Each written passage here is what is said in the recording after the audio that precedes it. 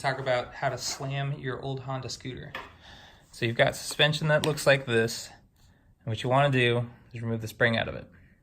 And to do that, you need to have a flathead, a Phillips, or some other sort of rod to stick in the end of this, and a 17. So this one is the exact same as this. I've just removed the plastic off of it so you can see what's going on. So to get started on this, you slide in your flathead to get enough leverage here to pry it down so that you can put a 17 millimeter wrench on it.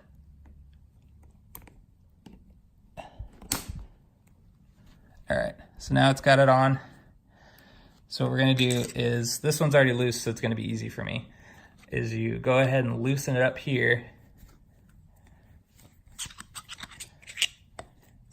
And then once you've separated that, you got your 17 millimeter nut there. Just go ahead and remove the spring.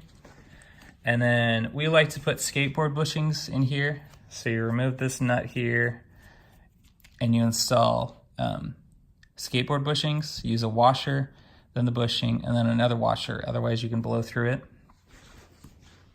Here is an example of one already done. You see I have the washer in between there, so it keeps the bushing intact. You can figure out if you want to run one bushing or two bushings in there, depending on the height you want to receive. Some guys in Japan just run rollers because the rollers have the same width, or they either drill them out, but they've also used rollers in place of this washer here.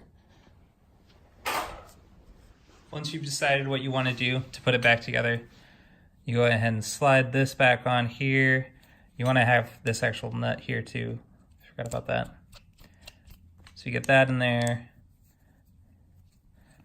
You tighten this up, and you get it some way done, and then you want to make sure that this locks in here.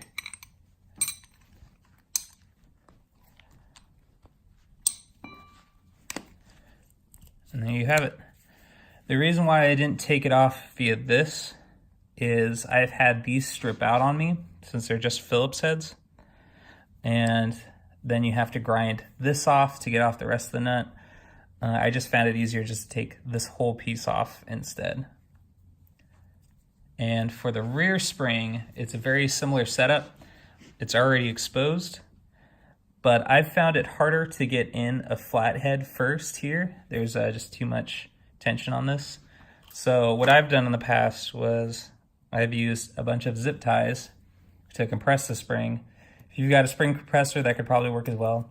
But I've found using just a bunch of zip ties on this to compress it a bit will help it to not be so hard to slide in the flathead to get into the 17.